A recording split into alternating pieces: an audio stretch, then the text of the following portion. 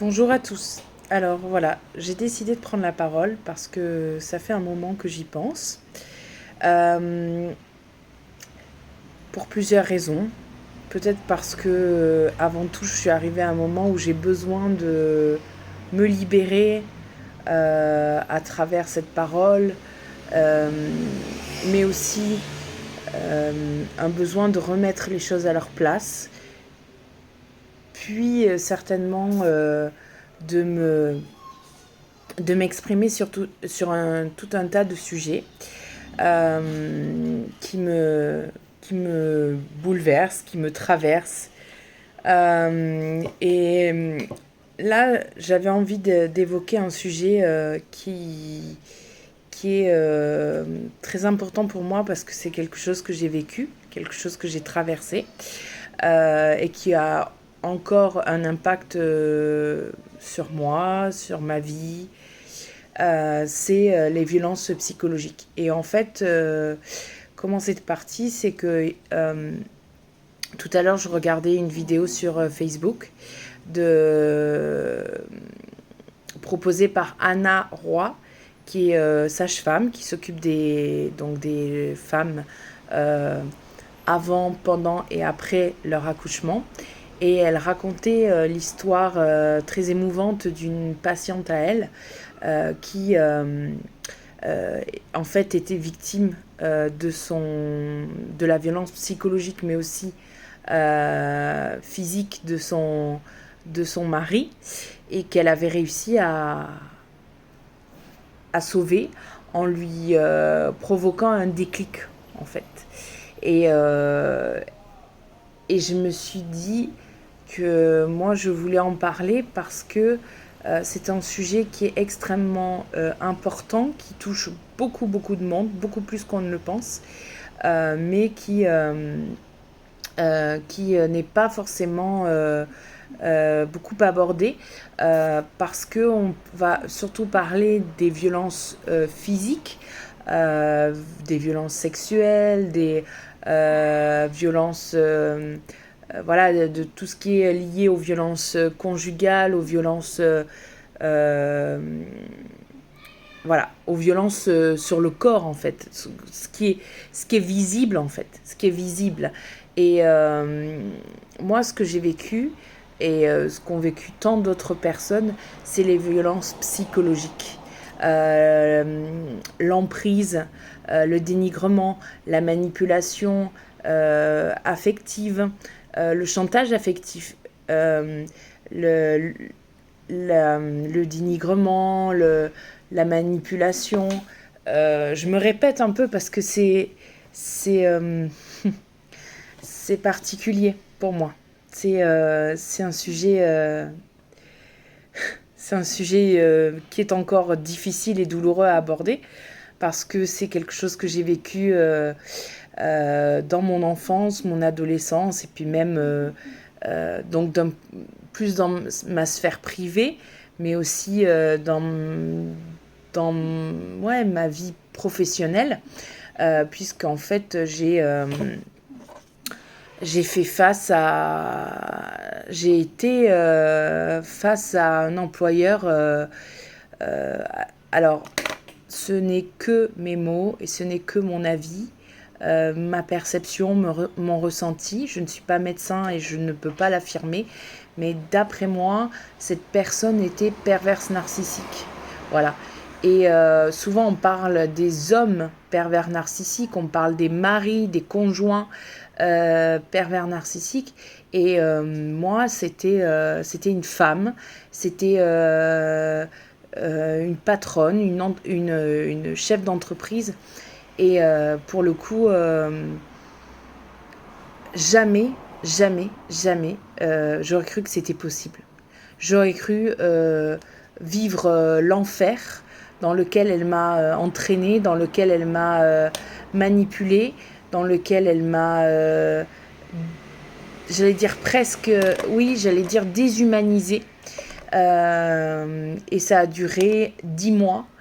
Et ce qui m'a sauvée, ce qui m'a fait prendre conscience, ce qui m'a provoqué mon déclic à moi, ça a été l'intervention d'un très bon ami qui s'appelle Thomas. Et pour ça, je le remercie 1000 fois. Parce que, en fait, dans un élan de survie, en fait, un instinct de survie, je l'appelle alors qu'il est à Montréal, à des milliers de kilomètres. Je l'appelle, il répond, il me dit écoute Lou, ça va plus du tout, ça va pas du tout, raconte-moi ce qui va pas. Et je lui raconte en fait ce que je suis en train de vivre au travail, ce que me fait subir mon employeur. Et là, il me dit,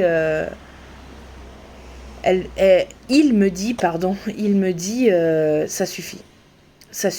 Maintenant, je me souviens même qu'il crie. En fait, il crie, oui, il crie en fait. Et il me dit maintenant, ça suffit, tu n'y retournes plus. Tu te mets en pause. Tu te mets en pause. Demain, tu vas chez le médecin, tu demandes un rendez-vous et tu te fais arrêter. Parce que là, tu es dans ce qu'on appelle un burn-out. Et c'était d'autant plus fort qu'il me dit ça parce qu'il est infirmier de profession, qu'il sait exactement de quoi il parle. Et le fait qu'il me dise tu es dans un burn-out et tu es en mal-être, tu es dans un mal-être profond, il faut que ça s'arrête. Et je me rappelle qu'au moment où il me dit ça, je traverse un moment extrêmement difficile, douloureux, parce que je suis remplie de culpabilité, de honte, et je me dis je peux pas ne pas y retourner, sinon je vais mourir en fait. Sinon je vais mourir. Et en fait, non, je suis toujours là, je suis en vie, et heureusement que j'ai arrêté, que j'ai stoppé la machine infernale dans laquelle j'étais, la destruction psychologique dans laquelle j'étais, qu'elle m'infligeait.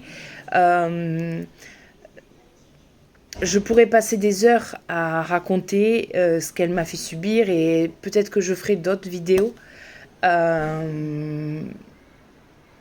pour raconter des épisodes, des moments, des situations. Mais en tout cas, je remercie Thomas pour m'avoir pour m'avoir bousculé et avoir provoqué en moi ce déclic, ce stop, vous savez, la fois de trop, le moment où vous dites là, si j'y retourne, si je recommence, je crève, je meurs. Et c'est réellement ce qui s'est passé. Et ça date de novembre 2022, ça va bientôt faire 1 an que j'ai quitté physiquement l'entreprise, et je continue à avoir des angoisses et des peurs liées au travail. Voilà. Je continue à douter de mes capacités, de mes compétences. Je continue à manquer de confiance et d'estime de moi. Je continue à avoir peur de cette femme, de ce qu'elle pourrait me faire. Parfois même, je fais encore des insomnies, ou alors je fais des cauchemars où elle est dedans. C'est la reconstruction psychique, psychologique, physique après un burn-out, quel qu'il soit, prend longtemps, prend beaucoup de temps.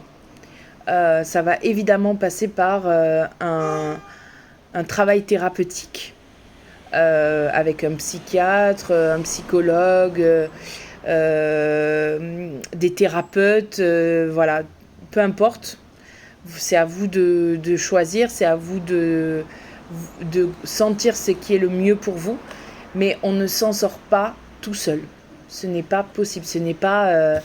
ne serait-ce que parce que, après avoir vécu des violences, on a besoin de parler, de raconter et d'être cru et reconnu comme victime. Le statut de victime n'est pas un statut de faible. Combien de victimes croient qu'elles sont faibles parce qu'elles se sentent ou elles se disent victimes? Non, absolument pas. Ce qui est une grande force, une grande intelligence, c'est se dire oui, j'ai été victime et moi j'ai été victime de cette personne. Cette personne a été mon agresseur, a été mon bourreau et j'ai le droit de parler, j'ai le droit d'exister. Et évidemment, la phrase qu'on entend souvent depuis très longtemps, depuis quelque temps, non, je dirais pas très longtemps, mais depuis quelque temps, c'est la honte doit changer de camp. Pour peu que nos agresseurs ressentent de la culpabilité, de la honte, ce que nous avons ressenti au plus profond de notre chair, mais on s'en fout, ce qui compte c'est nous, voilà. Maintenant c'est nous les victimes, c'est nous, c'est notre parole, c'est notre propos en fait. Ce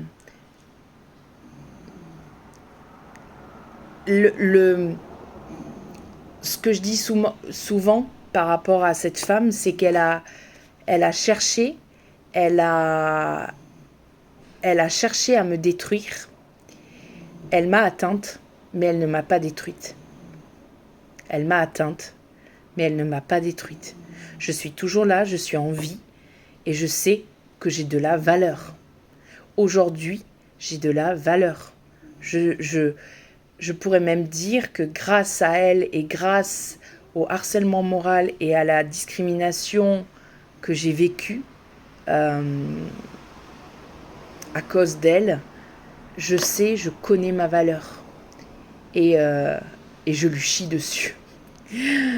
Je la vomis, je lui chie dessus. Et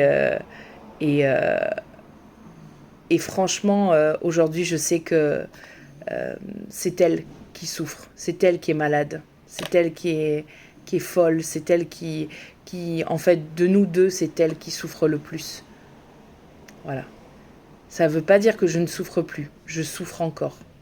Et je dois encore travailler, je dois encore me soigner. Mais de nous deux, c'est elle qui souffre le plus. Donc,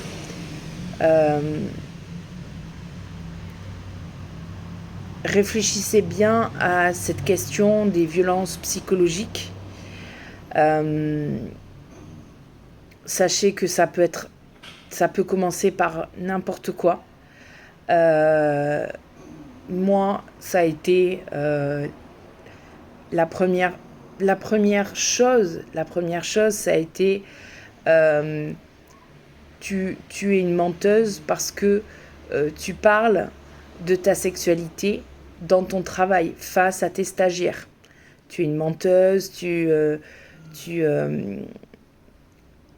oui, je ne te crois pas en fait. Alors que je lui jurais que je n'avais pas parlé de ma sexualité devant mes stagiaires parce que c'était quelque chose de privé et que c'était justement, on était dans un cadre professionnel donc neutre.